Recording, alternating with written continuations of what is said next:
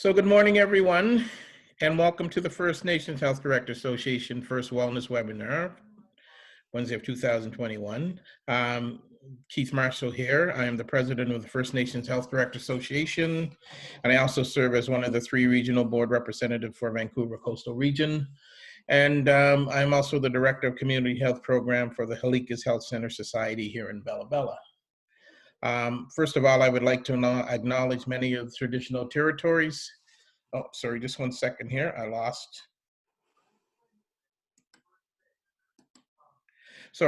would like to acknowledge many traditional territories on which we are collectively gathered today. And I would like to remind participants that we are recording this webinar for those who are unable to join with us. We wanted to start the new year with a new webinar series with an inspiring theme. Today's topic is Let's Talk Health, Nutrition and Motivation, and we hope it provides our members with an opportunity to stay well balanced together, as we said, healthy, achievable goals for 2021. We at the FNHDA appreciate the important role of health directors as playing and helping others to access care that they need to stay well, maintaining wellness for ourselves and the model of healthy choices for others is our priority, and we know that staying motivated on a journey to wellness can be, of course, challenging. With that, I am happy to welcome our presenter, Angie Olsen and Eve Ridler. If you attended their 2019 AGM, you may recall Angie and Eve led a session called The Body Will Not Go Where the Mind Won't Let It, and their positive energy and supportive attitude is much appreciated. Today's presentation will focus on healthy goals and motivation, which seems to be very appropriate for a January topic. For the next hour or so, Angie and Eve will discuss the basics of nutrition, understanding what is on your plate, understanding your goals and why you want them, motivation, how to strive to continue to grow when motivation is fleeting. There will be an opportunity to ask questions following the presentation. And I'm very excited to hear about our important topics, and I will hand it over to Angie and Eve. If you each like to take a moment to tell us a little about yourselves before we get into the webinar. So the floor is yours. Thank you so much, Keith. We're very excited about kicking off your Wellness Wednesdays. So welcome everyone. I'm Angie. I'm Eve. And we are going to be talking exactly what Keith had mentioned. We're going to be doing a slideshow, so I'm going to share my screen right now, and we're going to be going over a few things, including introducing ourselves, and there we go. So welcome to Wellness Wednesdays. Thank you so much for letting us be part of this. We're really excited to be kicking off this. We both think it's a fantastic thing that you guys are providing here. So thanks again for letting us be part. So we will give a little brief introduction on ourselves, and I'll let Angie take it away. So we collectively have about 25 years of education and practice in the health and wellness space. We decided a few years ago to start a company called Active Education based on the things that we wish we would have known at a much younger age. And so we started Active Education, and we base it on the premises, again, of things we wish we would have known, from hormones to mindset to healthy habits. And now we practice and preach this everywhere. Yeah. We spent a long time functioning in the health and wellness space and really started to realize where the gaps lay between the mindset of health and wellness, the physical and the emotional health that all kind of need to tie together. So we began this company, got as educated as we possibly could in all things that relate to these topics, and now we get the opportunity to share that with you guys today. We've built a few programs based on, again, nutrition and mindset, and we teach now some different variations of youth programs, adult education. We talk in communities and do seminars and build practical application around things that people need to do on a daily basis to create optimal health. Yeah, we're fortunate enough to work with a wide range of people, all the way from youth to adults and even into some elder care. Yes. So with that said, we are excited to be tackling a few subjects and topics today with you. The first topic that we're going to be talking about is what is on your plate, understanding the food and their purpose. And I'm just going to change this here. There we go. And their purpose.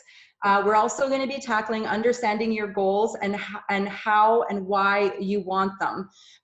Understanding your why is very, very important. It's more than just weight loss or I want to be stronger. There's always that foundation of what it represents, and we're going to help you guys dive a little bit deeper in figuring out your why. And that part's going to tie into the next piece of motivation. So that why is really going to show up when motivation is fleeting or when you feel like you can't rely on it totally. So we'll dig deeper into that and give you guys a better understanding of what that looks like.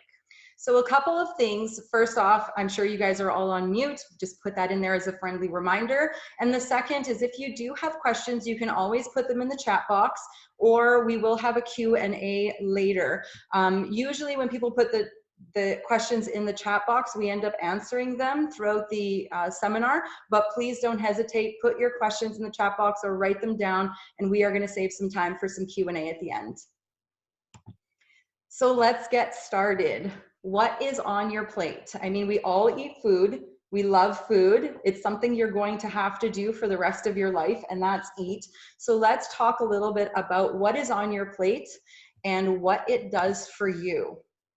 So we're going to talk today on the premise of macronutrients. So macronutrients is what makes up a calorie. So there's 3 primary macronutrients: your proteins, your fats, and your carbohydrates. Every calorie that you consume is made up of either protein, fat, or carbohydrates, or a combination of all 3 or a pattern of all 2. So just to kind of simplify it, macronutrients, they're absolutely essential: fats, proteins, and carbohydrates. And they each play a huge role in our bodies. And they look, actually, the intake looks quite different for everybody.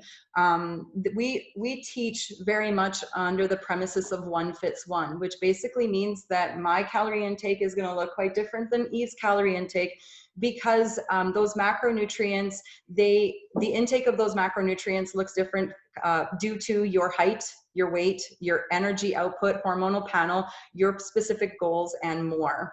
Yeah. So macronutrients are things that you're going to be consuming every day, and it's really important to understand why. And the first macronutrient that we're going to be talking about is protein. It is one of the most under-eaten macronutrient because it's easy to gravitate to carbs or fats, but protein is not necessarily something we gravitate to, but serves a huge purpose in our bodies. We see this especially in women. As women, we definitely tend to steer away from more from meat than men, I'd say, across the board. We do see it as under-eaten, and I don't know if you guys can relate to this, but I am always going to gravitate towards the carbohydrate. I love carbohydrates. I'm like, if I can eat potato chips, I'm like, I am happy. I don't gravitate towards eating a piece of chicken. Yeah, we don't normally crave I'm going to chicken breasts or something like that. But when we talk about protein, it's your poultry, your meats, your fish, your yogurt, cottage cheese. Dairy can be protein and fat unless your fat percentage in your dairy is low. Eggs, and there's also the vegetarian and vegan proteins like lentils, beans, and tofu. So let's talk about why this is so important in your intake. Protein is something that our bodies constantly are making. It's called protein synthesis.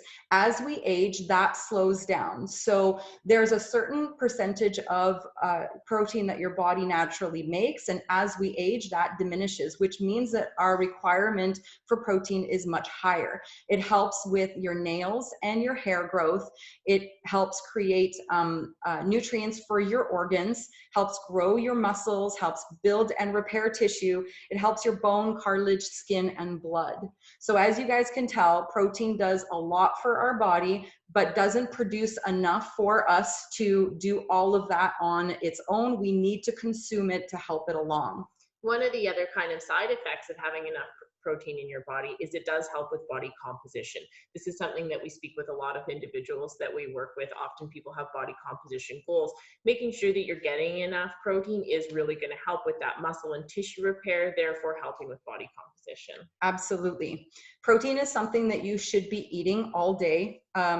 Because we need a larger amount of protein in our diet, I always suggest, or we both suggest, that we start early in the morning and having some protein and making sure that it is in our everyday meals throughout the day. So 4 to 6 servings a day is what you should be having for protein. Now, some people track and some people don't. So if you are somebody that wants to know a little bit more of where your protein is at, there's always some healthy or some helpful apps that you can use like MyFitnessPal and find out exactly the amount of grams that you are consuming for your protein. And we can get into this a little bit later on, but the average of somebody's protein intake for optimal health is 0.8 grams to 1 gram of protein per lean body weight, which simply means that if you do have a lean body weight is kind of where you want to make sure that you're aiming that goal towards. So there are plenty of signs of low protein because we are a little bit limited on time and we want to make sure that we have time for your guys' questions at the end. We're not going to read these through. If you want, we can always dive more into these as we go, but we'll leave this here. And just so you guys know, there are quite a few signs. You know, if you are feeling consistently hungry, if you are feeling consistently sluggish, if you're noticing that you have very brittle nails, these are all signs and symptoms that you may not be consuming enough protein. One of the signs that it's the highest for low protein is unable to build muscle, but also a lot of swelling in your hands, your feet, and abdominal. So bloating is one of the things we always tell somebody to never avoid. If you're feeling bloated, it's something to look into a little bit more with your diet. But these are the most common ones, and we'll leave this up here for like a split second for you guys to read through, but we can always send a little pamphlet if anybody needs or wants more information on this. But here are some of the signs that are low protein and things to really pay attention to if you're feeling any of these, to make sure that you're intaking the right amount of protein in your diet. And there are many protein sources. I know a lot of people, like Angie had said, start, protein with breakfast. Now, again, personally, I've actually in my life have been both vegetarian and vegan, and there are plenty of replaceable sources where we can make sure we're still getting an adequate amount of protein without having to consume animal products. So that is always an option. Absolutely. And then there's also the supplements, right? So if you're looking at protein powder to help out if you can't consume or eat as much protein as you're supposed to. So supplements can definitely help. This one's my favorite. I love carbohydrates. Who doesn't? I just absolutely, they are my fave. So often when we talk about carbohydrates, people right away think bread, pasta. Absolutely, those are the yummiest of the carbohydrates in my opinion, but this list goes on and on. Rice, grains, potatoes, vegetables, fruits are generally really, really high in fiber or carbohydrates and a great source of fiber. Absolutely. And fiber is absolutely essential in our diets for optimal health, especially when we're looking at, the hormonal side of things, which we won't get into very deeply, but anybody that is dealing with a higher estrogen level, you're definitely going to want to pay attention to your fiber and up it, which you're going to get through your carbs. But carbs don't just provide fiber, they help with providing energy. They are what fuels your body, because basically food is fuel, and it will give you the nutrients that you need. So carbohydrates are your main source of energy. So this is often if you're feeling really tired or you've had a really long day and you're like, oh my gosh, I'm sluggish, you're generally going to crave sugary things. Sugar is the most fast-acting absorbent carbohydrate that our body can consume. So if you're anything like me who loves carbohydrates, I'm actually not a huge sugar person, but man, if I'm feeling sluggish, I'm like, I just want sugar. So that's why your body is always going to outwit you, and it will almost always win in the craving department of things. So if you're not consuming enough carbohydrates on a regular basis, or if you're feeling really sluggish, that tends to be where we gravitate towards sugar. They are your primary source of energy. Mm-hmm. So that tells you too that if you are craving lots of sugar, it might be because you're not getting enough carbohydrates in your diet. Every single time that you move your body, whether you're going for a walk or you're doing exercise, the muscle cells that you have are filled with energy. And every time you do those movements or those exercises, they empty out. And one of the ways to replenish them is through carbohydrates, to have that replenishment of energy throughout the day, even after you are doing your workouts. So pre and post carbs, after like pre-workout and post-workout carbs are very essential to replenish those muscle cells. So you want to have about 4 to 6 servings a day, depending on, this is always a little bit, often when we say 4 to 6 servings, that doesn't necessarily mean you need to eat them 4 to 6 times a day. Just make sure you understand your serving sizes, and we can speak a little bit more to that.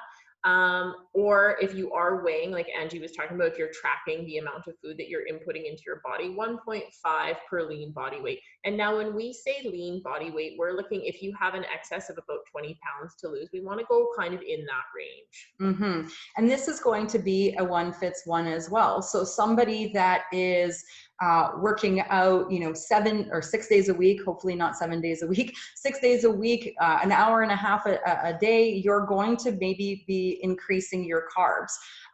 Anybody that is not working out and maybe has a desk job and not doing much, you might be a little bit lower in the carbs. So this is dependent on your energy output. But so there is a range, but I really want to know that everybody to know that it is a one fits one.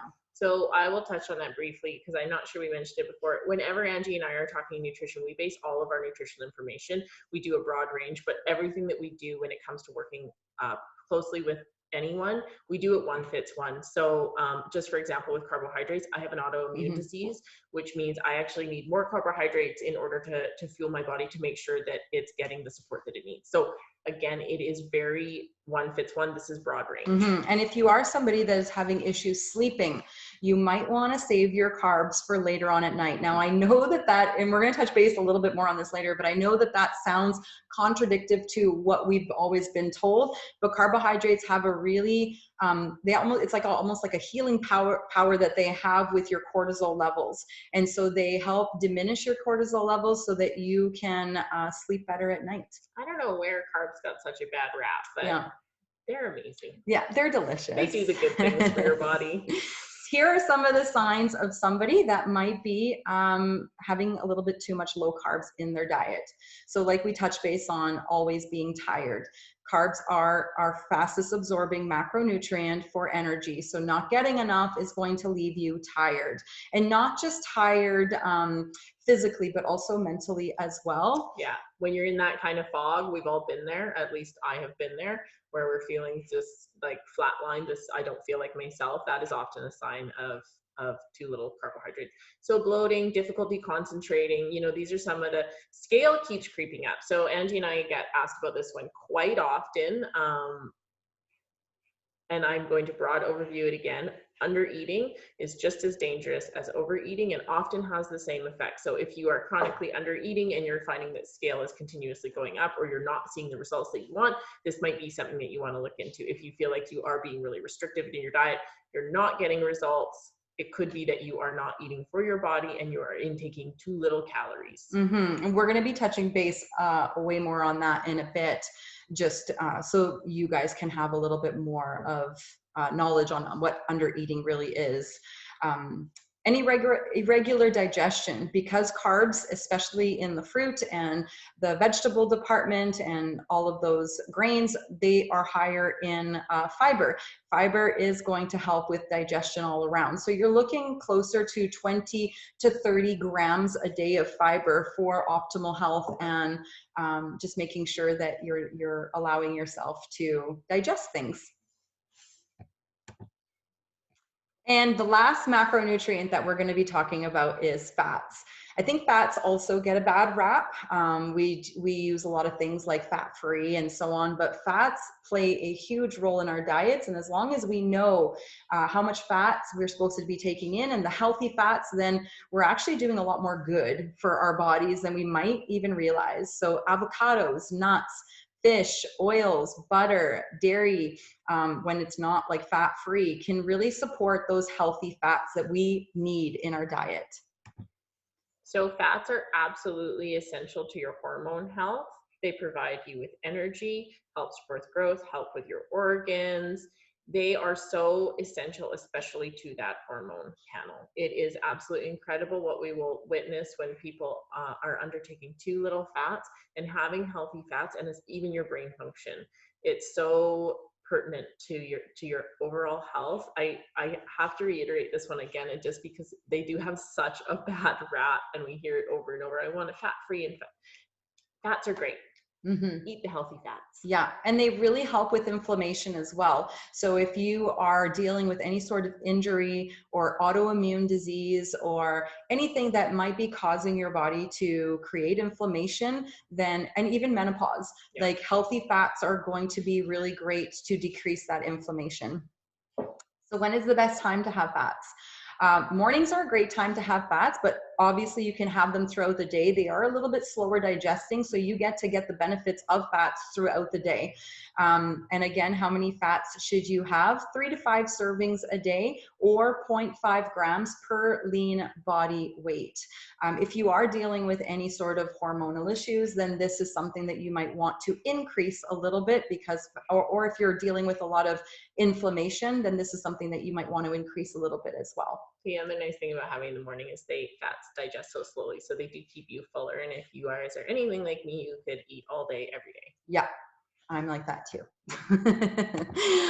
So some of the signs of low fat, obviously dry skin. And I love this analogy, so I'm just going to read this one out. But think of fats in your body like oil in your car. If it keeps everything lubed up and running better. It's not enough to just put moisturizer on top of your skin. You need to go in a little bit deeper and have the moisturizer from inside out. So I love that analogy, because fats really do keep your skin dry and smooth and younger looking for a longer period of time. Body temperature regulation, extreme fatigue if you're feeling that. Also, loss of your menstrual cycle, unbalanced hormones.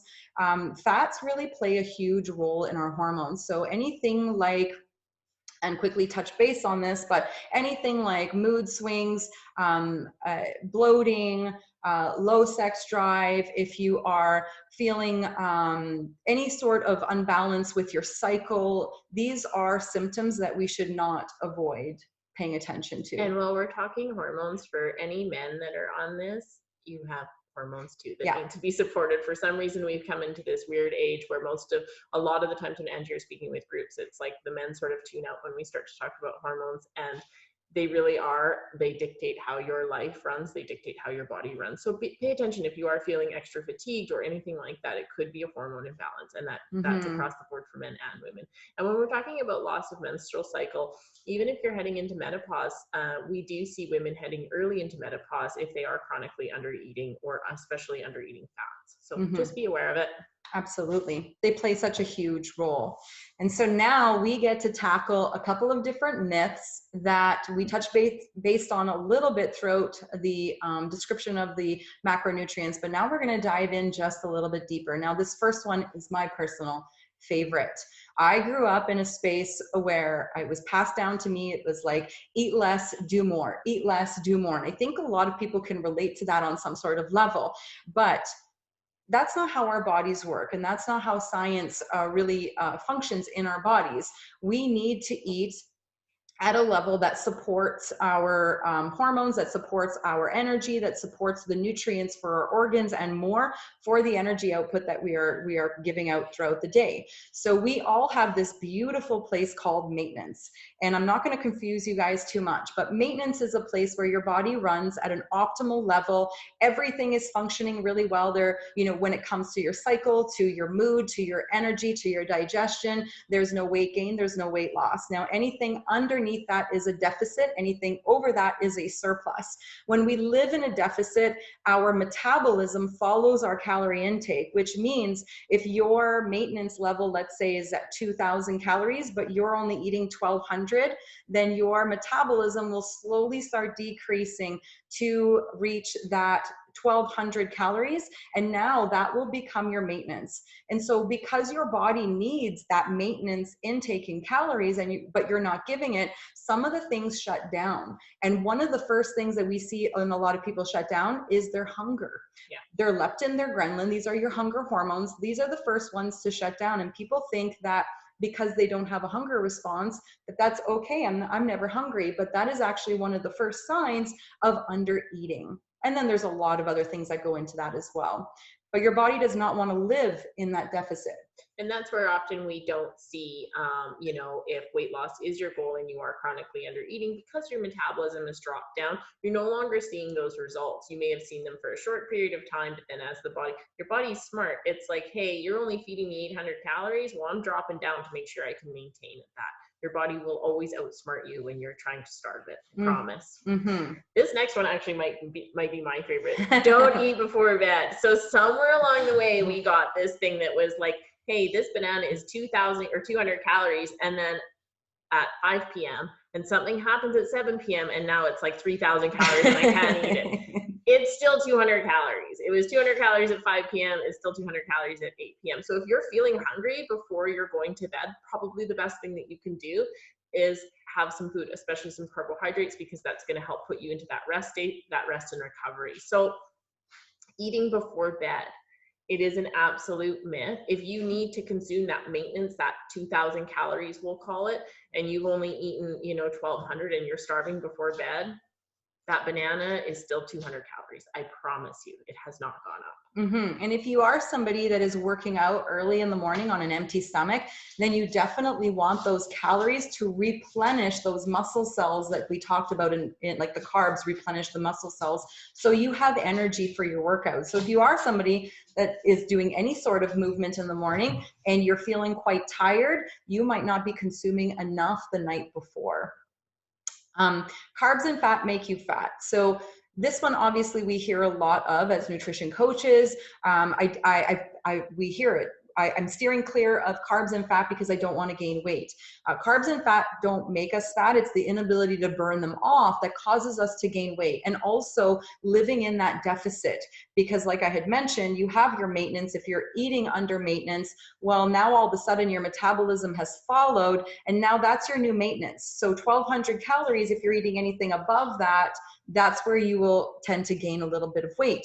And then we kind of blame it on the food, but it's usually our metabolism and what we have to fix, which if we eat at maintenance, which is including carbs and fats, then we're able to boost up our metabolism a little bit more. Yeah, absolutely. And there's a way to go about that. So please don't think, oh my gosh, I've been doing this and now my metabolism down and I'm toast, I can't do anything about it. There's absolutely ways that it can be fixed in a way that's not going to have you lose or gain, just allow you to get to that nice place where you can eat carbs and fats, because oh my gosh, their life. Yeah, absolutely.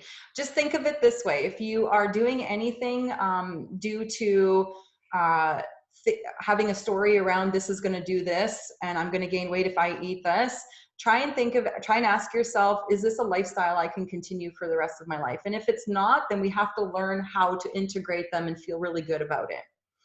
So that kind of ties into the next one. Certain foods are good, certain foods are bad.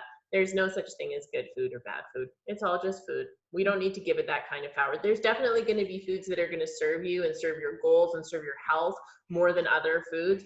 But when it comes down to it, it is all just food. It is all that protein, fats, and carbohydrates. We've really come to a point, and I'm speaking for myself, but I know a lot of people too, is we've given so much power to food, so much power to it, and then we try to avoid these foods and we restrict ourselves. Well, what happens when we restrict ourselves is we want that food, right? It's all we have on our mind. Don't eat the chocolate, don't eat the cupcake, don't eat the pie, don't eat the cake.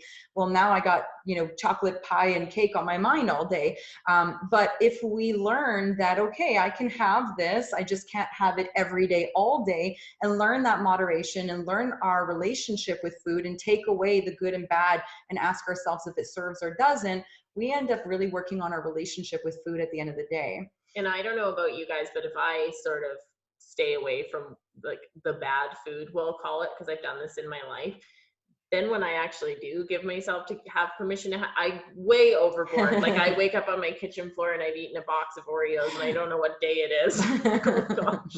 So rather than doing that, I just enjoy them when I want them and then move on. Absolutely. If you've been craving a cupcake and you have a cupcake and you stop at that one cupcake, but usually you would have 10, that's a huge win. Huge. Right? That makes it good that you had that food, because now you're not craving it so much. You've allowed yourself to have it.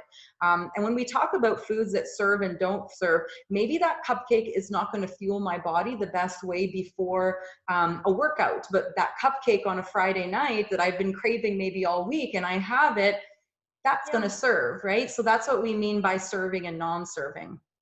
So low fat foods are good for you. So we are not saying that low fat foods are bad for you. We're saying be careful in what you're consuming. Often when we see, especially products that are a little bit more like manufactured, we see these low fat, they're often substituted with a lot of chemicals, a lot of fake sugars, things like that. And those often cause a lot of inflammation in our bodies. So you are not necessarily doing yourself any favors by staying away from low fat foods. And again, this ties back into, we really want to make sure we're incorporating healthy fats into our diet. And then you have to eat 6 meals a day. Now you can Google anything and you are going to find pros and cons to everything when it comes to nutrition. It gets really overwhelming and kind of scary if you ask me. So you have to know what works for you. Now, if I tell a nurse, hey, you have to have 6 meals a day, but she's on her feet and she's on shift work and that's impossible, it's not going to work. So you have to understand what's the lifestyle that is going to work best for you. And also, when are you the most hungry? Because I'm not always hungry in the morning. I am hungry. I have a hunger response, but I am my hungriest at supper time. So I know that my meal's going to be bigger at supper and I might not want some snacks during the day. Somebody else can be a huge snacker and snack throughout the day. And others are going to have those 3 meals and they're going to be bigger and serve their intake, and that'll be fine. So it also has to serve your lifestyle or else it's not going to work. Find what works for you. I'm hungry all day, every day. So I usually have a bigger breakfast, a smaller lunch, and a huge dinner because that's sort of what works with my schedule as well. But it is one fits one. Absolutely. Sugar is bad. How much have we heard this? Don't eat the sugar, don't eat the sugar, don't. Sugar is not bad. No. Again, there's no such thing as, again, there's going to be foods that serve and foods that don't. If you're eating a large amount of refined processed sugars, you're probably going to see some effects from that maybe aren't what you're going for. But sugar is found in a lot of natural substances, again, fruit. You know, Angie and I both have worked with many people that are like, I don't eat any sugar. If you're keeping it, again, if you're tracking like under 30 grams, 40 grams of sugar, depending on your activity level, no problemo.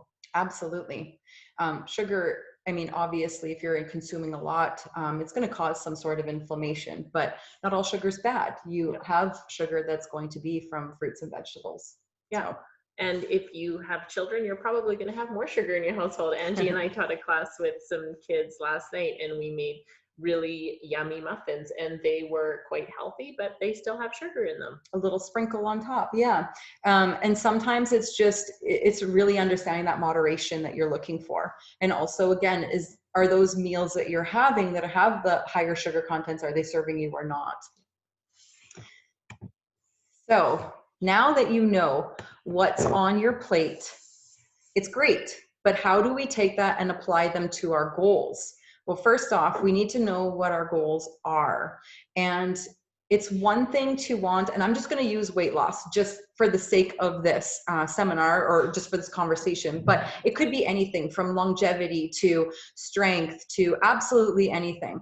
But let's just say you want weight loss. Well, weight loss is not usually a driver for anyone. It's what it represents. So we need to dive in a little bit deeper and truly understand why we want that weight loss. Because, I mean, it's one thing to understand what's on your plate, but how do you take that and mold it to your specific goals? Well, first off, you need to know what your goals are. Yeah. And a lot of the times people that have, reached out to us that want weight loss, they actually don't want weight loss. They want more confidence. They want to be happy. They want to have more energy to play with their kids. They want to feel confident again in their clothes. It is what the weight loss represents. So we need to, weight loss, why? And pull back those layers till we really understand the foundation of that weight loss. And I mean, I chased happiness forever, running on the treadmill and trying to lose some weight when I didn't want any of it. I just didn't know how to be happy. And so once I found happiness, I couldn't care less like how much I weighed on the scale. So it's really understanding what those goals truly represent when you pull back those whys. That why is going to be what serves you when the going gets tough. We're going to dig into motivation a little bit further into this, but when you really truly understand your why, and this can take some time and it shifts often as our goals shift, your why might shift, but understanding what your goal represents to you is going to be there when the motivation is fleeting. It's going to be your fallback. Knowing what that why is so imperative, and it does take some time. And if you guys later on have any questions about kind of how to uncover that, please feel free to ask for Angie and I can reach out later. But knowing what that why is going to give you some backup ammo when the going gets tough. Absolutely. So, you know, one of the things that when you are pulling back those whys is you tend to uncover stories. Yeah. And we're going to dive into this, but we all have stories. And when we pull back those questions of, I want to lose weight, why? Well, like I, you know, want more confidence. Well, why do you want more confidence? Because I'm not happy. Oh, boom. Why aren't you happy? And then there's usually a story around that. So once we understand what our base is, we need to sometimes dive into the unpretty stuff, which is the stories that may not be serving us. So our stories are shaped, our world, is shaped by our stories. We get them from influence, we get them from perception or our belief system or expectations that we tend to hold. And this is just like the carbs, like carbs are bad. Well, why are they bad? Who said that? And for me, for myself and my, you know, past relationship with food, well, my mother told me that. So it was something that occurred over time. But our stories, they shape our world. They are our belief system. So what we truly believe, it's our truth. But the fun and amazing part of our stories is it doesn't have to be the absolute truth. We have the power to change our stories when they don't serve. Once we understand what our stories are and where they come from, now we get to choose, is this something that I want to continue holding and moving forward in that direction? Or do I want to change it and create my own story to serve me even better? We all have big stories that we carry with us.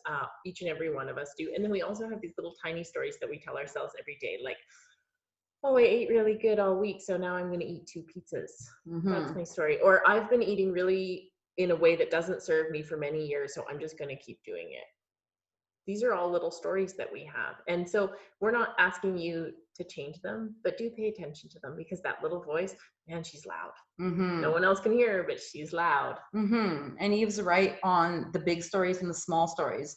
Eve's going to share her bigger story with you around this whole why we became nutrition coaches in the first place. But we also have those small ones. And my small one that kept me stuck for a long time was, you did really good this week. You deserve this. And I would self-sabotage, or, you know, you look good. Start on Monday. Like, keep going. Like, the stories can be really small and almost like they're okay. Like, yeah, this sounds pretty legit. Like, I'll follow that. But when it doesn't serve your goals, we need to reshape those stories. In order to have sustainable change, we have to change how we live our lives. Absolutely. So I'm going to tell you a little bit about my story, why I became a nutrition coach in the first place. So my story was deep rooted with body image, and it started at an extremely young age. I was about 7 years old, and I remember this day very, very clearly. I was sitting on my mom's bed, and we were getting ready to go out and have a family event at a local place that we knew.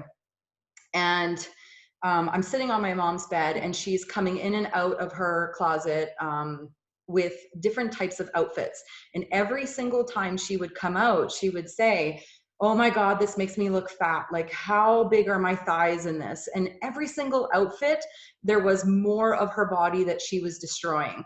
And it really went down to her legs all the time. Oh, this makes me look so fat. Oh, my legs look so thick in here. And nothing was pretty, nothing was good. And she ended up coming out with a very flowy dress that hid her legs completely. And so and I didn't understand. Like, I'm sitting on the bed and I'm thinking, you know, my mom's really pretty. I don't understand why she's like tearing herself apart. She looked good in every single outfit. She looked pretty petite to me. And so we go to this event and we're sitting down at this table, and my mom's friend comes up to me and says, wow, you look exactly like your mom.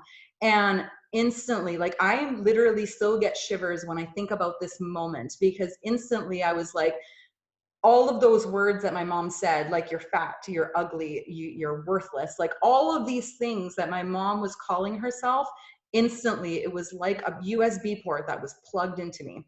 Because if I looked like my mom and she was all of these negative things, then so was I.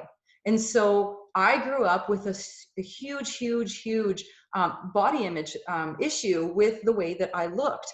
This wasn't my story. I didn't, at 7 years old, I didn't care what my legs looked like, but it was passed down, and it was something that I believed as my truth. And it's funny how you could remember all those little events afterwards that almost like reinforced it. I was out with a friend biking, and she was like, your calves are big. Boom, legs are big. I'm fat. I should never wear shorts. So I didn't. I didn't wear shorts till I was 24 years old. And this is where I started doing a little bit more work on myself. And why did I hate my body so much? And so I realized that this was a huge negative body image that I had, and it was passed down from my mom, and I had to do something about it. And at that time, I was going to the gym, and I was running on the treadmill, and I was trying to limit my food, and nothing was working because I wasn't getting the self-worth that I wanted. I was chasing something that I thought was going to give me the self-worth. It never appeared. It never like just magically came there until the one day that I set foot into the gym, and one of my friends asked me if I wanted to hit the weight room with him. So I said, sure. And it was literally like, I'm telling you, I lifted up weights and it was like angels singing. I was like, I love this feeling of feeling strong.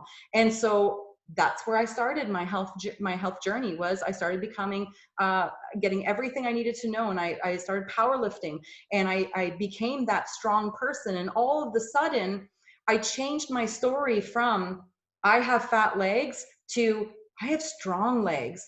And that was a truth that I could believe. That's where I was really able to pull from and be like, no, my legs are not fat. They're strong. They're powerful. And I'm telling you guys, I wore shorts from that moment on and loved my legs and accepted my body, because I didn't try to fall in love with it by just flipping, oh, you have fat legs too. No, you don't. It was like, I couldn't believe that I had those small legs. That wasn't a truth that I could believe, but I could believe that they were strong because of the way that I was lifting, because of the way that it made me feel. So that story was very easy to change to, I have strong legs. And then I found my worth in what I truly wanted. And that was acceptance of my body and finding the things that it was capable of doing versus the things that I thought it was incapable of doing. So that is my story on my body image. And obviously this didn't happen overnight. I had to work around those stories, and I had to really pull from, why do I want that change? Well, I wanted to feel good in my skin. I wanted to feel valued. I wanted to be loved. I wanted that self-worth. And I found it through that acceptance of what I could believe in that new story, which was, I'm strong, I'm powerful, I'm capable. So the reason that we're sharing our stories with you guys today is not just so that you recognize that you have your own stories, but because we're talking about health and wellness, because we're talking about the relationship that you have with food. Often these big stories that we have, they do tie into that relationship. We all have an individual relationship with our bodies and with food, and those two are usually quite tied together. So it's one thing to have all of the information of what's on your plate, but this is kind of the backing. So the reason that we share our big stories is not so that you need to dig into yours. If you're not comfortable with that, that's fine. But just understand that they are there and that you do have an individual relationship to your body and to food. So I'll tell you guys a little bit about my story. I went through a fairly unfortunate incident with some older men when I was quite young, and it left me understanding, this was my belief, the story that I began to tell myself was my worth was in how I looked. So if my worth was in how I looked, then I better look as absolutely good as I could. So for me, what that represented was being extremely lean, having a visible six-pack, doing everything that I could to fit that kind of image that somewhere along the way I had picked up that was perfection. I am incredibly type A. If I put my mind to something, I am going to do it. And I managed it. I worked out 6-7 times a week. I underate to an extreme degree, and in some ways really developed an eating disorder. When I did that, because I did it for such a long period of time, I actually managed to tank my hormones. So to the point where when I did have them tested, doctors were looking at me going like, how are you getting out of bed in the morning? This is insane. And that was from chronically over-exercising and chronically under-eating. And I will be the first to tell you that I achieved that body image that in my mind was what I wanted, and I was no more happy. It did not turn around and I went, wow, now I understand my worth, because that was not, my worth was never in how I looked. The weight that I was carrying around from the experiences that I had endured and from that story that I was constantly telling me was so heavy that it would not have mattered what I looked like. I would never have been able to see it. So through developing an eating disorder, through crashing my hormones to the point where now I have hypothyroidism, and that will be something that I have to live with for the rest of my life. And that was through chronically undereating for so long. So as I went through this, I obviously, when I got there and became quite ill through this experience, I realized that I obviously had to change what I was doing, and I had to look at why I was doing it. This gave me the ability to begin to realize that my worth was so much greater than how I looked. And if the people that I wanted in my life were accepting me because of how I looked, then I didn't really want to have much to do with them anyways. So that's kind of where it comes into that it's okay to be you. You are allowed to be happy with your body wherever it is. We often feel a lot of pressure from society in that we need to look a certain way, we need to feel a certain way. You are allowed to be happy. You are allowed to be happy with exactly how you are, where you are at any given time. It doesn't mean that you don't have the right to strive for change if you want to. And if you don't want to, that's absolutely okay. Mm-hmm. I love that. The foundation, feeling good, sleeping well, having good digestion, having energy, like that's key. That's optimal health. The rest, that's to you. Like if that's the change that you want, then that's great.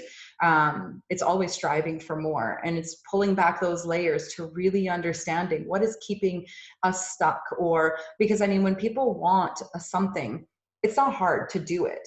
It's really not. Like, you want to lose weight, take away some calories. You want to be fit, go to the gym. But why aren't we doing those things? Well, there's things holding us back, and that's our stories. And even if you are doing those things, like I was doing them, like I said, I can look at a picture of my body at that time, and I can look at a picture of my body now. And at that time, I didn't sleep well. I was chronically exhausted. I had poor digestion.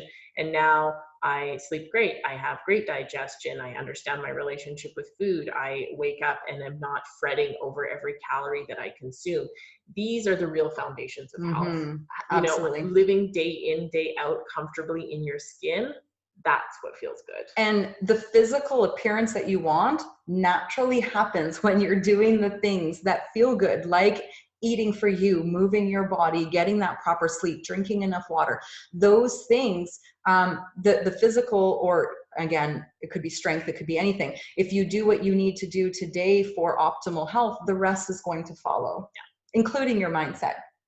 So those are our big stories. There's lots of little ones that you tell yourself, but now we get down to the motivation. Because I don't know about you guys, but I definitely don't wake up with this one every day. No, it's great. Okay, so now we know what's on our plate. We know why we need to incorporate, some protein, why we need to have some healthy fats, and we need to have a good dose of fiber. We know that. Okay, so great. Now we have a little base of understanding our goals. All right, this is great. Now I know my goals, but I still don't want to go. I still don't want to go to the gym. I still don't want to, because we rely so much on motivation, and motivation is not always there. I know. I think when we got the introduction there, Keith was like, this is a great topic because it's January and we see so much of this in January. People are like, they want to hit the ground running. It's like, I want the best diet and I want to work out all day, every day. And that's great. And roll with it. When you've got that motivation, run with it. Yeah. But what do you do when it's not there? Exactly. Well, we're going to tell you.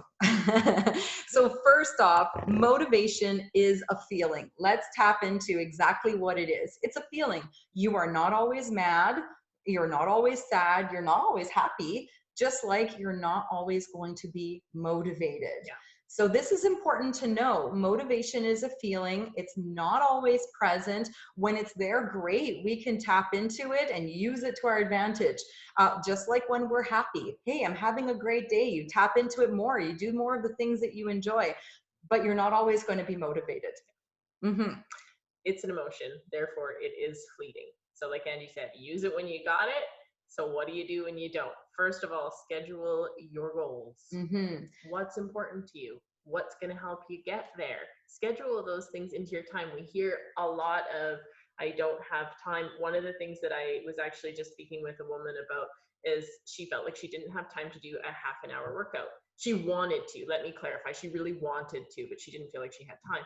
And I asked her to set a timer on her schedule of how much time in a day she spent on social media. Lo and behold, it was far more than half an hour. Is that something that you're willing to forego in order to have that workout? So that's where scheduling your goals. Make it a priority. You know, put it as like a standing appointment for yourself. And your goals, let's touch base on that a little bit. It could be anything. It could be drinking more water. It could be going for a walk at your lunch break and actually taking a lunch break. It could be, you know, making sure you're taking your vitamins in the morning. It could be anything that needs to be created or needs to be implemented, to create a routine.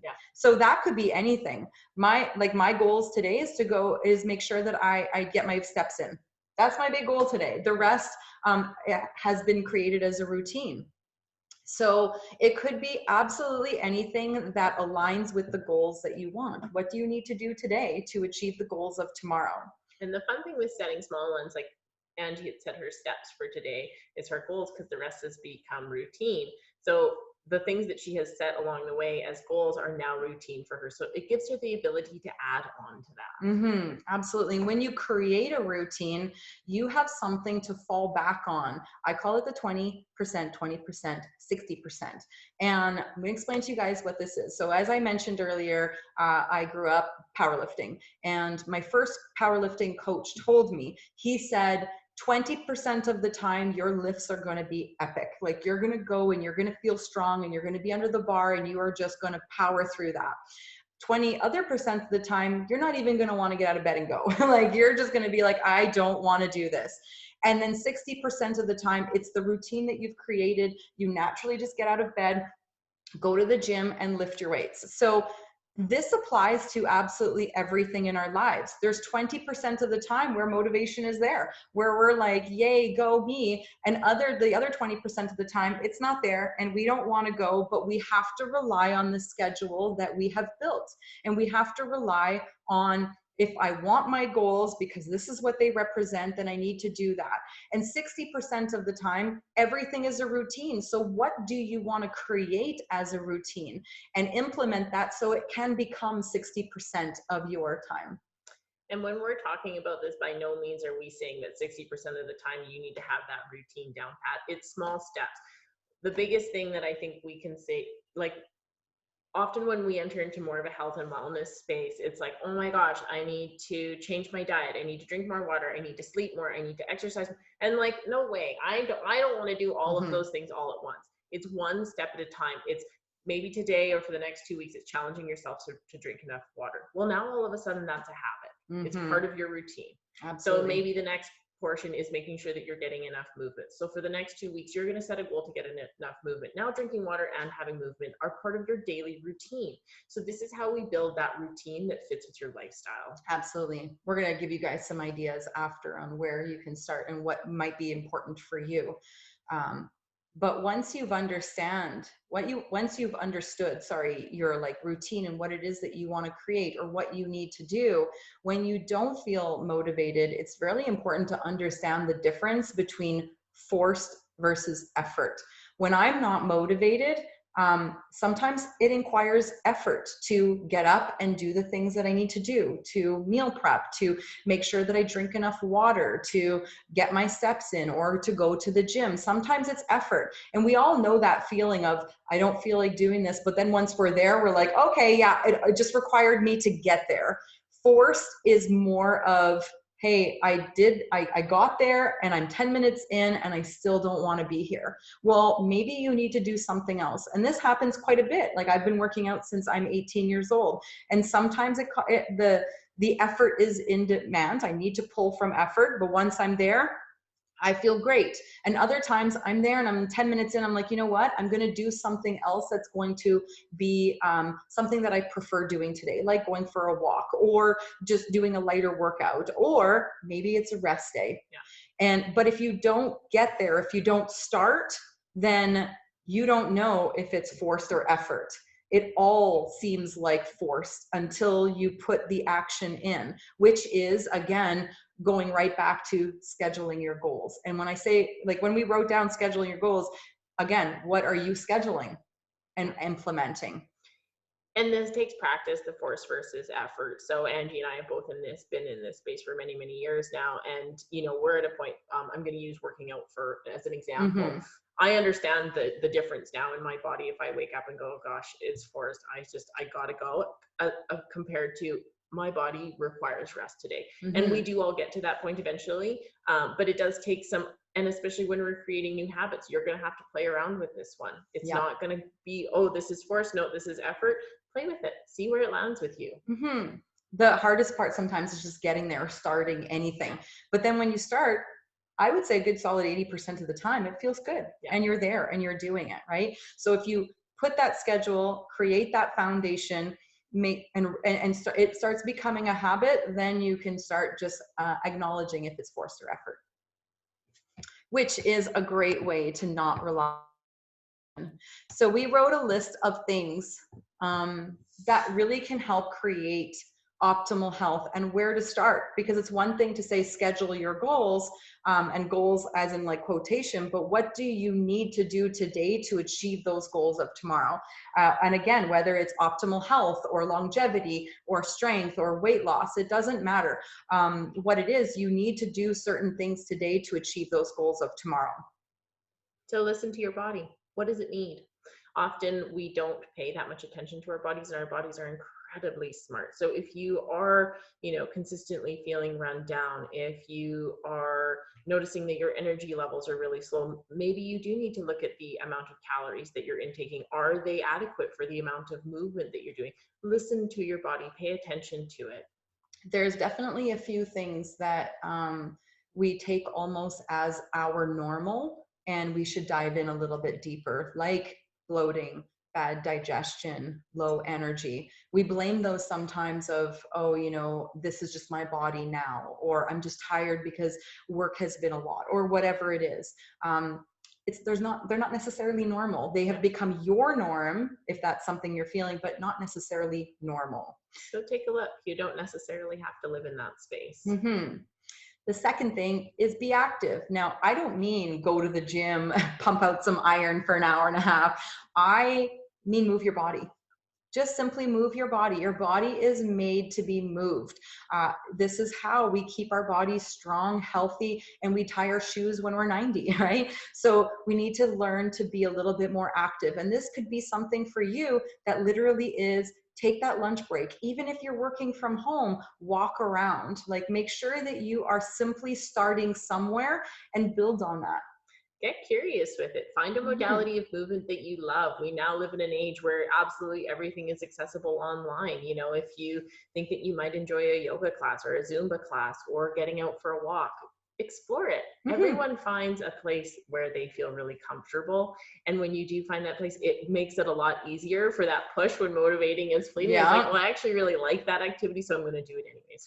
I'm going to share a little quick story, but when COVID first started, I was working out from home with no equipment, and I had to start getting a little bit more creative. So I started looking at YouTube dance videos, and I did like 101 hip hop, 101 contemporary, and learning like movements. I had so much fun. It was actually quite a blast, and it was just basically, I probably looked super silly, but I didn't care. I would break an ankle. I'm not coordinated. I was just, I didn't enjoy the workouts from home with no weights. It just wasn't for me, but moving my body and learning different like styles was actually really fun. And I wouldn't have known that if I didn't step into that space and kind of gave myself the opportunity to explore it a little bit more. So the next one is chew your food. This one is so overly simple, and yet almost none of us do it. We sort of have this new culture of we're like looking at our phone, or we're so busy that it's like shovel, shovel, shovel. Okay, on to the next thing. We see a lot of people with poor digestion, constant bloating, things like that. Digestion begins in your mouth. It is the first process of making sure that your food is broken down. Statistically speaking, you're supposed to chew each bite of food 32 times. Like, it's crazy. It'll take you so long to eat. I've tried it. It's exhausting. By the end, you're just like, oh my gosh, this meal is never ending. I'm not saying chew your food 32 times, but I would encourage you over the next couple of meals to be conscious about when you are chewing. Even take a look, because most of us, it's like bite, chew, chew, swallow. We're talking 2 or 3 chews. So maybe try and increase that. Increase it to 10. Just be mindful of when you're eating. The other nice thing about this is it actually forces us to slow down and enjoy our meal, right? We all have that space where it's like, okay, I'm just going to sit and I'm going to enjoy this. We prepare this beautiful food. We should take the time to enjoy it.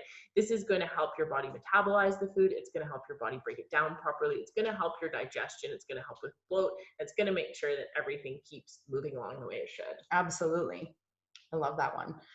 Drink enough water. We underestimate the value of what water can do. If you take your body weight, divide it by 2, that is how many ounces you should be drinking in a day. Now, some of you are like huge water drinkers, and others like me don't like water whatsoever, but water has so many benefits, from recovery to hormone health to brain function. Like, it has so much value. And if you don't like water, then start there and just find different ways that you can make it a little bit more palatable for yourself. So maybe some fruits or vegetables, or like vegetables, like cucumbers. Stick a carrot in there. I had cucumbers in my mind. I don't know why I said vegetables, but find different ways that you can make your water a little bit more palatable for yourself, or put like an alarm on your phone to even remind yourself, hey, drink your water. Yeah. Give yourself water goals for the day. This one's huge. You will see so many overall benefits, right down to body composition. If you are drinking enough water, it is going to improve your overall health. It's one of the most simple things we can do. It's also kind of like not eating enough protein. One of the things we see most often under consumed is water. I honestly fill up a water bottle in the morning. I know if I drink 2 of them throughout the day that I've hit my water goal. Absolutely. Done. That gives you a water goal. I like it. Yeah. Get a good dose of fiber. Now, we talked about fiber a lot, but it's great for your hormones. It's great for digestion. It's great for optimal health all around. So making sure that you're getting like 20 to 30 grams, or that you're paying attention to if you're not tracking at all, then making sure that your digestion is good. And if it isn't, then that's the first place you might want to start, is to up your fiber. Yeah. And there's nothing wrong with using fiber substitutes, such as like a Metamucil or something like that, if you find it is something that's really lacking in your diet. And then consume enough healthy fats. I mean, we talked about it. Those healthy fats are going to go a long way for hormone health, for brain function, for your organs. Like, they serve so much for your body. So if that's a place that you're like, hey, I've been steering away from fats due to whatever reason, then maybe that's a place that you want to start, is just consuming those healthy fats. That might be the story you have. Exactly. Make sleep a priority. This one took me so much practice. As I said before, I'm incredibly type A, and it was like, that's one place that I can forego. I don't need to sleep that much. I can go. And I tend to have a fairly high energy level for the most part. So I'm like, yeah, I can function on 5 hours of sleep. Well, yes, I can function. Nothing else is functioning optimally. So making sleep a priority, it is so important. Most of us do actually need between, I'm going to say 6 to 8. Most people function really well around 8. Absolutely. And it serves so much. Yeah. hormones, recovery, everything. Everything. Eat for you as an individual. Now, this one is so essential. We live in a diet culture, and maybe Karen at the office is doing something. It might not be for you. Yeah. So we really have to pay attention to what is the lifestyle that you want to create. If you like carbs, don't cut them out. Learn how to eat them and make sure that you're right at the top of the list, listening to your body. And if you're noticing any of the signs that we mentioned, then your body might need a little bit more carbs or fats or proteins for the signs and symptoms that you're experiencing. We really do live in a diet culture. I'm sure that all of you have been in the grocery store when you're looking at the magazines and you see the before and after photo, and it's like, hey, that worked for them. What they do not show you is the in-between part, and that's the part that's really essential. You know, are they healing their body? Are they healing their relationship with food? Are they doing this in a manner that's sustainable, or are they, you know, going to, Angie used carbs as an example, so I'll roll with that. If they reintroduce carbs, are they going to gain back the weight that they've lost? So we live in a culture that's this like broad spectrum diet. It really does come down to one fits one, and your individual needs with your hormones, your energy output, your age, your sex, all of those things are in place. Absolutely. And then get to know your story. Now, some people are not ready to get to know their story, but then start pulling back the layers and understand why. Maybe that's the place that you need to start is, okay, I want this. Why am I not able to move forward with actions around it?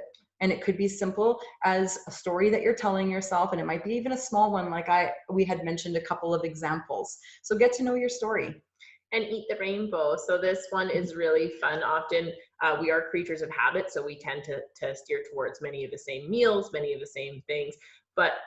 And we talked a lot about macronutrients. In those macronutrients, we need to have the micronutrients. So those are all your vitamins and minerals, and that's what you're really going to get when you eat the rainbow. So if you're incorporating different colors of vegetables, you're always going to be getting different vitamins and minerals through those. So really, you know, incorporate a little bit of variety. Your body will love it. And if you are somebody that really doesn't like vegetables and fruit, then make sure that you are supplementing to get those vitamins and minerals that you need. Because I mean, sometimes it's hard for somebody to eat always the rainbow in every color, but there's such good value in every color of foods and vegetables and fruit that if you're not consuming them, then making sure that you're taking your vitamins. Yeah. So that was a lot of information. I hope we didn't overwhelm you, but I'm going to take this off of the share and see if we have any questions in the chat box. And we sure do. So I just see two different chat box, and I'm going to put this one here. Ooh, there's lots of good questions here. So we're going to just start at the top and kind of go through the questions that are in the chat box. So how much water should we be drinking a day? Is there an amount that we should not exceed? Okay, so take your body weight, divide it by 2. That's about how much water you're going to be drinking. But if you are somebody that's doing a lot of exercise and sweating a lot, you're going to want to up that. The other side of it is that if you're peeing all the time and you're just peeing it out, you're actually not absorbing the water. So when we say exceed, yes, you actually can drink too much water, but you also have to pay attention to your body and like your pee. Like if it's clear, then you are basically just peeing your water out. You want actually your urine to be a slight yellow color. That means that you have absorbed the water and you haven't been peeing out. So if you're somebody that doesn't drink a lot of water, and if you recognize that maybe you're only drinking 20 or 40 ounces, don't go from 20 to 40 ounces to like 120 ounces. Go gradually so that you can start teaching your body to absorb the water versus peeing it out. Yeah, and having too much excess water, it's not going to harm you. You are going to pee. You may actually end up, I guess, washing some of the micronutrients that we were just talking about. But as far as it being like detrimental to your health, you're good on that. And it does happen as we increase our water intake. Often it's like, oh my gosh, I have to pee so much. But you know, as we do it gradually, and like Angie said, take your body weight, divide it by 2. That's the amount in ounces that you should be consuming ideally. If you're nowhere near that, slowly make your way up. Absolutely.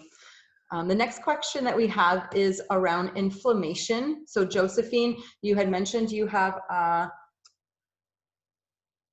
Yeah, so you're dealing with arthritis and inflammation, tendinitis, and obviously you had gone through chemo.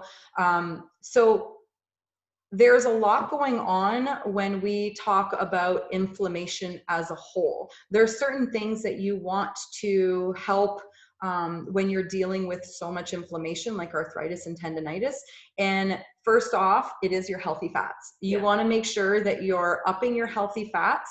The second thing is you do want to cut out sugar. For somebody that is dealing with this much inflammation, then you want to limit your sugar, not through foods, not through vegetables, through processed sugar. Yeah.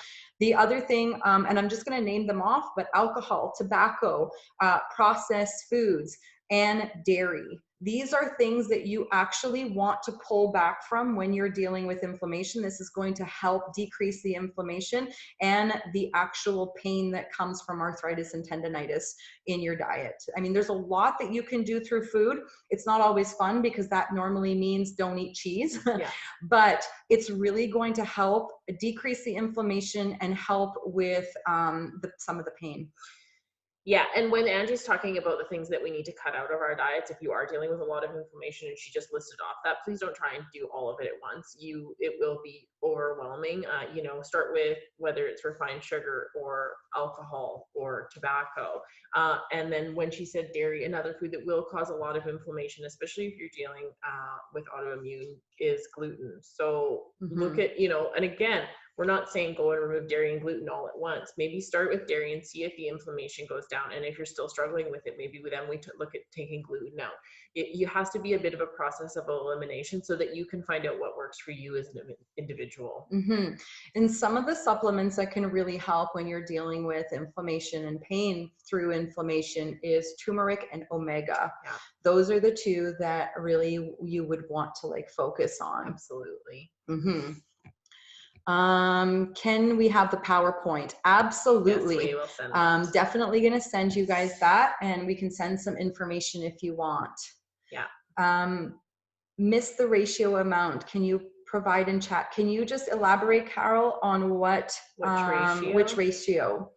So foods that can be focused on to increase muscle power. So that's going to be your protein. Protein is going to be your number one source to help with muscle recovery. That protein synthesis that Angie was speaking of, that's really what helps our muscles grow and maintain the strength that we have. Not only just grow, but really have that maintenance, right? Often we just want to make sure that things are stable and moving along and that they're able to support our body. Mm-hmm. And so, from a science perspective of how the body function is that you have, and I'm just going to throw it out there, but you have muscle and you have fat. The more muscle that you have, the actual less fat you have.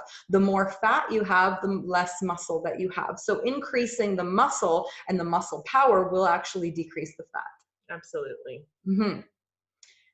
I'm just going to scroll down here, make sure we answered this. You're very welcome. Oh, okay. We answered it. Is there any other questions? And we are live, so if you do want to, I don't know if you're allowed to unmute yourselves, and you can definitely ask, or I don't know how this is working, but yeah, that was a lot of information. I really hope that we didn't overwhelm you guys all, but we can definitely throw in the PowerPoints and make sure that you guys get information. I can send that all to Kimberly, but yeah, we have some time left over if anybody else has any questions, which I think somebody did in the chat here. No, it just says, oh, there it is. Boom, boom, boom. Any tips for not sleeping? Absolutely. So the first one is, it's so funny because not sleeping can come from a variety of things. First off, if you're not eating enough calories, especially when it comes to carbs, you can be not sleeping properly, which basically comes to the hormonal standpoint. When you're ready for bed, in the middle of the afternoon, we have cortisol running through us, which is our energy, and it's kind of like that fight or flight that we get. hormone. Yeah, it's your energy hormone. It starts decreasing in like the afternoon. And then you have your melatonin that starts coming up so that it can help you sleep. Now, when people are not sleeping properly, there could be like an alignment in the melatonin and the cortisol levels. So your melatonin might not be coming up and your cortisol levels could be just staying up. So that causes you not to sleep. This would be a couple of signs of this is like you're falling asleep, but you wake up and you're completely alert. Yeah. Another thing is that you have trouble sleeping altogether. So you're going to want to increase your carbs before bed. That would be one thing. Another one that we see quite often is low in iron. Especially with women, low in iron has similar effects to having your cortisol wonky. So what Angie was, we call it tired and wired. So you're exhausted when you wake up and you're wired when you go to bed. That means your cortisol and melatonin levels have inverted on each other. And carbohydrates can fix that. The other one that we see that has very similar side effects to that is low iron. We see this a lot in women. We tend to steer away from red meat quite a bit. If you are steering away from red meat quite a bit, I would suggest incorporating it maybe 2 times a week and see if that helps. The other thing that you can do is take an iron supplement. If you feel like this might be meat and maybe you're not comfortable eating red meat or it's not something you want in your diet, that's fine. But if that is the case, then I would suggest incorporating some form of supplement. We do get iron through dark green leafy things. If your iron level is quite low, it's going to be hard to get it up to that adequate level just by consuming those dark green leafy things. So either incorporate a little bit more red meat into your diet or feel free to supplement with an iron supplement. Those are the two I would say that speak the most. We see the most often is the cortisol, so not enough carbohydrates or very low iron levels. Iron levels would also come with like bruising easily, and you would see other signs too. And if you are taking an iron supplement, make sure that it has vitamin C in it or that you're taking vitamin C as well. That way it can actually be absorbed. And the other thing is recovery. Are you drinking enough water? Are you giving yourself rest days? Because that actually can stop you from sleeping.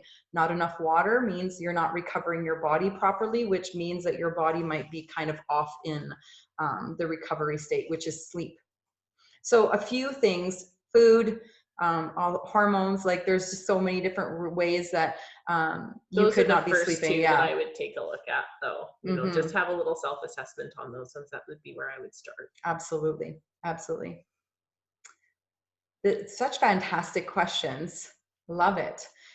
We still do have a little bit of time, so if anybody does have any questions, we're here to answer them all. This was so fantastic. Yeah, it was really lovely. Thank you guys for joining and taking the time out of your day. I know that was a lot of information, but we can definitely give some PowerPoints and some stuff together for anybody that does want anything that we've kind of given for, Yeah, I have a quick question. I put it in the chat. And the difference between a nutritionist and a dietitian. Oh, we do have some questions. We do. I didn't see those. So the difference between the nutritionist and dietitian. Dietitian is going to look solely at your diet and how that revolves around your day-to-day activities. Angie and I we sort of use it as a lifestyle. We coach people on how to incorporate a lifestyle and make sure that their nutrition is on point with their lifestyle. So that incorporates your mental health, your emotional health, your physical health, and then making sure that it's built in a way that serves you day in, day out, and is going to be sustainable. A dietitian also really looks at the vitamins, the minerals, and the nutritionist is more like a meal plan program as well. Do have some other questions. It's kind of a different, I think it's the actual degrees as well. Like the degrees play a role in the dietitian and the nutrition. The dietitian has a lot more schooling than the nutrition as well. Yeah, so in the base of like vitamins, minerals, and that kind of. So Angie and I's both of our education based around nutrition. There is obviously a large part that's based around nutrition and the role it plays in the body, but then we also have a large part to do with the hormones that support that nutrition, and then also around the mindset that is available, so that we're able to help people achieve those goals in a sustainable manner. Mm-hmm. Okay, got cut off for a bit, so I'm looking for information: lack of energy and sleep. Yes. So I think we answered that, but I'm just going to touch base again. So energy is definitely going to be focused towards carbs. And I mean, this is something that we definitely talk about a lot because people do tend to restrict carbs. It is one of those things that, you know, it's going to take us a long time to like break, but we are on a mission. Carbs are not the enemy, and we tend to cut them out, or we tend to have a relationship or a story around them, but carbs are essential for energy. Now, touching base quickly on this, but anybody doing keto, you're going to get that energy through fats. So if you are somebody that is doing that protocol, there's no right or wrong, it's what's going to serve you, then you're going to want to make sure that your fats are higher, and because they are going to be the source of energy as well. And that's the same for the sleep as well.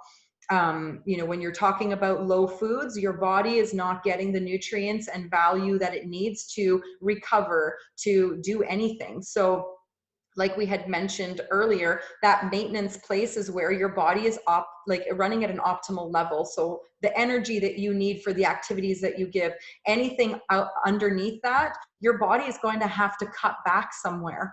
And if it's cutting back somewhere, it's going to shut down certain things because it doesn't have the nutrients for it. So one of the things it's going to shut down, it's going to actually cause you to stop doing stuff because it's not getting the energy that it needs. So the lack of energy that people experience is basically their body telling them, slow down, you are not getting the nutrients that you are required for all the energy that you're outputting. No, I love this. It looks like it's from Keith. Eat liver. Yeah. Love it. Eat liver. Good. It is good, and it's fantastic for you. It's a fantastic, fantastic source, especially for iron. Mm-hmm. So do you guys have any other questions for us? Like Angie said, we're happy to share our PowerPoint. Oh, it looks like we've got a couple more questions popped up. Thank you. Sometimes we need to readjust ourselves. This was an eye-opener. Oh, I'm so happy to hear that. I need to leave. No worries, Carol. Thank you. Thanks for joining. You guys are all very welcome. So yes, Angie and I are happy to send off the PowerPoint to anyone that requests it, and we are always here if you guys have any further questions. As we said in the intro, we're really fortunate in that we get to work with a large variety of groups, from children to elders. So, you know, hopefully if you do have any questions that have come up and we haven't answered them on here, we'll be able to answer them in the future for you. Absolutely. Well, thank you very much. This has been a great session, very interesting, very informative, and just on behalf of our Health Director Association, we'd like to extend our thanks to Angie and Eve for taking the time to share with us today. And I want to thank everybody for participating today. And this webinar, as stated earlier, was recorded and will be posted on the FNHDA website. And I really hope that you found some inspiration to set and meet some healthy goals and take home some of the tips that they both shared today, and to support you in staying motivated. And again, thank you. Enjoy the rest of your day, and we hope we'll see you in 2 weeks' time when we'll have our next wellness webinar with Dr. Ujani Malhotra. So again, thank you very much, ladies. We really appreciate you taking the time to spend with us today, and look forward to having more conversation with you in the future. Thank you so much, Keith. Thank you, everybody, for joining. It was our honor and our pleasure to spend this time with you all. Absolutely. Yeah, we really appreciate the opportunity to speak with you. Okay, thank you. Thank you. Have a great day, everyone. Bye now. Thank you. Bye. This meeting is going to end.